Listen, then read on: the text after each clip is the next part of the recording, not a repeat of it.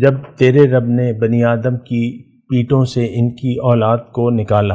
لفظی ترجمہ یہ ہے اور ان سے ان کی جانوں پر اقرار کرایا۔ الستو بربکم کہ کیا میں تمہارا رب نہیں ہوں؟ قالوا بلا، تو انہوں نے کہا کہ آپ ہی ہمارے رب ہیں، ہم شہدنا، ہم اقرار کرتے ہیں کہ آپ ہمارے رب ہیں۔ پھر اللہ تعالیٰ فرماتے ہیں ان تقولوا یوم القیامت انا کنا عن ھذا غافلین۔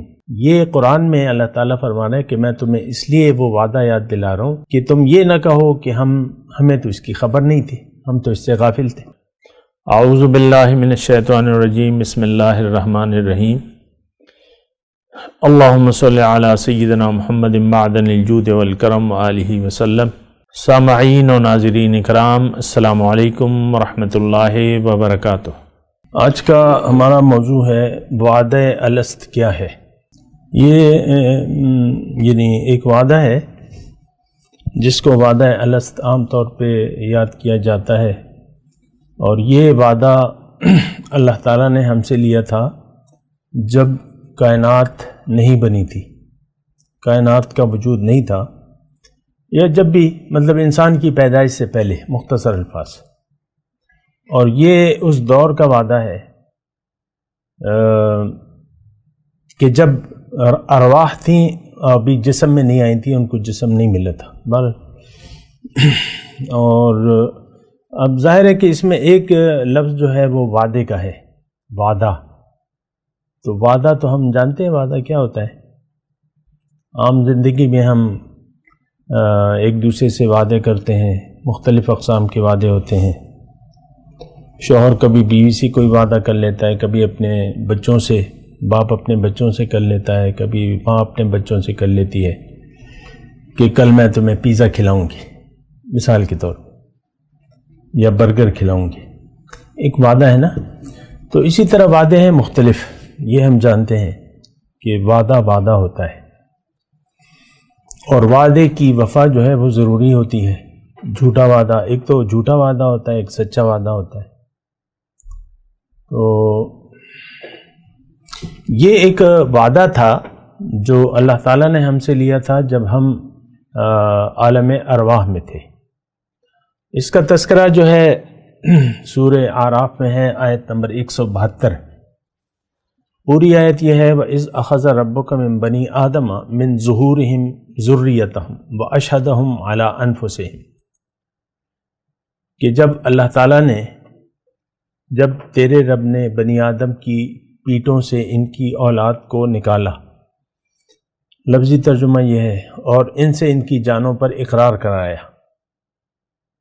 الستو بربکم کہ کیا میں تمہارا رب نہیں ہوں؟ قالوا بلا، تو انہوں نے کہا کہ آپ ہی ہمارے رب ہیں، ہم شہدنا، ہم اقرار کرتے ہیں کہ آپ ہمارے رب ہیں۔ پھر اللہ تعالیٰ فرماتے ہیں ان تقولوا یوم القیامت انا کنا عن ھذا غافلین۔ یہ قرآن میں اللہ تعالیٰ فرما رہا ہے کہ میں تمہیں اس لیے وہ وعدہ یاد دلا رہا ہوں کہ تم یہ نہ کہو کہ ہمیں تو اس کی خبر نہیں تھی، ہم تو اس سے غافل تھے۔ اچھا، بہرحال یہ یعنی وعدہ کیا ہے؟ یعنی اللہ تعالیٰ نے تمام بنی آدم کو اپنے سامنے کھڑا کیا، ہم سب سے پوچھا کہ کیا الست بربکم، کیا میں تمہارا رب نہیں ہوں؟ تو ہم سب نے کہا کہ ہاں، آپ ہی ہمارے رب ہیں۔ تو تھوڑی سی اس کی تفصیل یہ ہے کہ دیکھیں، اللہ تعالیٰ نے ارادہ کیا تھا، یعنی کائنات کو پیدا کرنے سے پہلے اللہ تعالیٰ نے انسان کے بارے میں یا ارواح کے بارے میں ایک ارادہ فرمایا تھا۔ وہ ایک حدیث قدسی ہے، اور صرف وہ حدیث قدسی نہیں ہے، سارا قرآن اس پر شاہد ہے۔ جو بات حدیث قدسی میں ہے کہ کنت کنزا مخفیا فاحببت ان اعرف فخلقت الخلق، میں ایک پوشیدہ خزانہ تھا، میں نے چاہا، فاحببت، احببت کا لفظ ہے تو یہ محبت سے مشتق ہے، میں نے چاہا محبت سے کہ یہ مجھے میرے قریب آ کر مجھے پہچان لے۔ فاحببت ان اعرف فخلقت الخلق، بس میں نے انسان کو پیدا کیا، مخلوق کو پیدا کیا۔ ظاہر ہے مخلوق کا لفظ ہے لیکن مخلوق کا خلاصہ تو انسان ہے۔ اور انسان ہی اس کی صلاحیت رکھتا ہے کہ یہ اللہ کو پہچان لے یا اس کی کوشش کرے، باقی مخلوق میں تو صلاحیت نہیں ہے۔ اچھا، اب اس میں یعنی بنیادی طور پہ اللہ تعالیٰ کا ہمارے بارے میں، یعنی ظاہر ہے کہ میں جب ہمارے بارے میں لفظ کہہ رہا ہوں تو اس سے مراد ہماری ارواح ہے، حقیقت ہے ہماری، جسم نہیں ہے۔ جسم تو ایک مکان ہے، اس میں ہم رہ رہے ہیں اور ایک کام کرنا ہے اور پھر وہ کام کر کے ہم چلے جائیں گے۔ تو یہ بات جو ہے یہ تھوڑا سا نوٹ کرنے کی ہے، یعنی ضرورت اس بات کی ہے کہ ہم یہ دیکھیں اور سمجھیں اس بات کو کہ ہمارا اس دنیا میں وجود کا کیا مطلب ہے، کیا غرض ہے، کیا غرض و غایت ہے۔ یعنی دیکھیں، یہ وعدہ جو ہے یہ اللہ تعالیٰ نے جو ہم سے وعدہ لیا ہے کہ الستو بربکم، تو اس میں کیا نقطہ ہے؟ اب یہ الستو بربکم اگر دنیا میں آ کے ہم یعنی یہاں پر جو اب ہم دیکھتے ہیں تو یہ پھر وہ کلمہ توحید ہے جو ہم پڑھتے ہیں، کلمہ اسلام ہے، کلمہ شہادت ہے، تو کہ لا الہ الا اللہ محمد الرسول اللہ، یہ الستو بربکم کا مطلب ہے یہاں پہ، یعنی یہ ایک ہی بات ہے، کلمہ توحید، یعنی لا الہ الا اللہ محمد رسول اللہ۔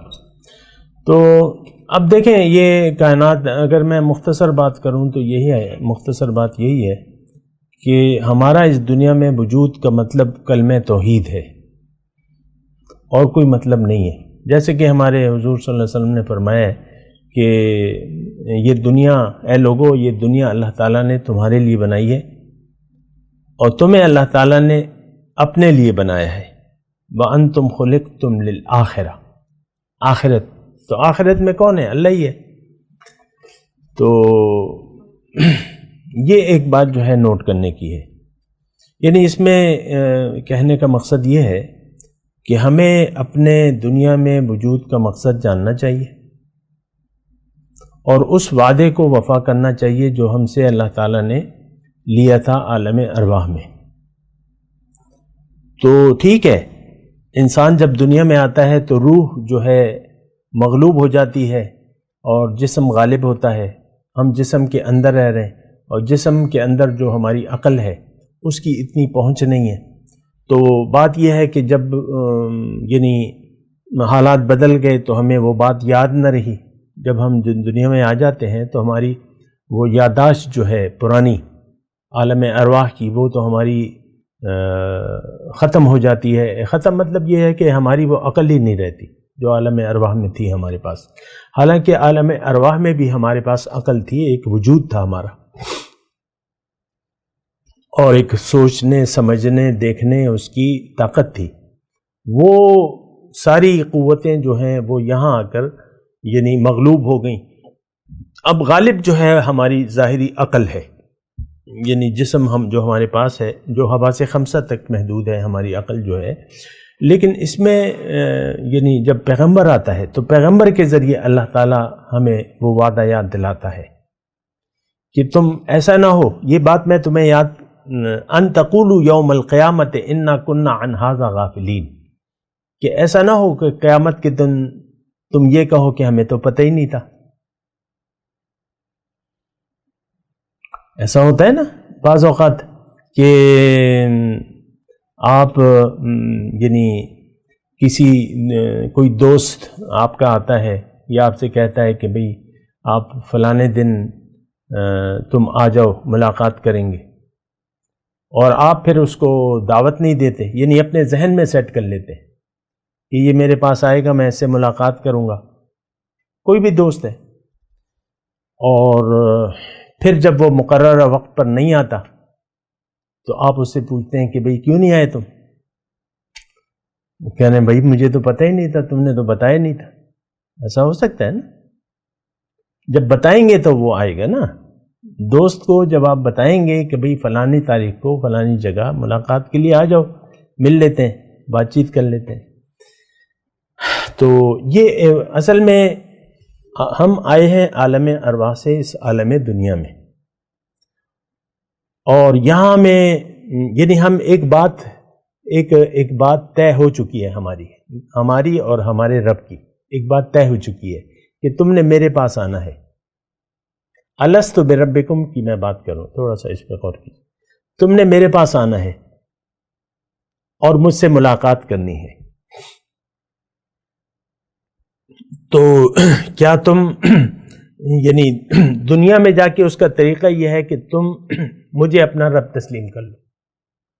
اگر مجھ سے تم نے ملاقات یعنی ملاقات کے لیے ہی، ملاقات کی کوشش کے لیے میں تمہیں دنیا میں بھجوا رہا ہوں، اور پھر میں تمہیں یاد بھی دلاؤں گا یہ وعدہ. تم جب دنیا میں چلے جاؤ گے تو تمہارے پاس تو اتنی عقل ہوگی نہیں، اتنی یادداشت نہیں ہوگی، تمہیں بھول چکا ہوگا. تو میں اپنے کلام اور اپنے نبی کے ذریعے تمہیں وہ وعدہ یاد دلاؤں گا کہ بھئی تمہیں میں نے اپنے لیے دنیا میں بھجوایا ہے. انا للہ و انا الیہ راجعون ہم پڑھتے ہیں نا، ہم اللہ کے ہیں اور تیاری کر کے یہاں سے جانا ہے اللہ کے پاس. تو یہ الست بربکم جو ہے یہ دراصل ایک وعدہ ہے جو ہم رب سے کر چکے ہیں. یہاں آ کے ہمیں جب اللہ تعالیٰ ہمیں یاد دلاتا ہے تو اس کی حجت تمام ہو جاتی ہے. پیغمبر آ کے ہمیں وہ وعدہ یاد دلاتا ہے، ظاہر کلام الہی کے ذریعے جو آیت میں نے آپ کو پڑھ کے سنائی، اور پھر اس کی تیاری کا طریقہ بھی بتاتا ہے کہ رب سے اللہ کو رب کہنے کا معنی کیا ہے اور طریقہ کیا ہے. یہ دونوں باتیں جو ہے پیغمبر ہمیں آ کے بتاتے ہیں. بات کرتے ہیں ایک وقفے کے بعد. وآخر دعوانا ان الحمدللہ رب العالمین. مولاي صل وسلم دائما ابدا على حبيبك خير الخلق كلهم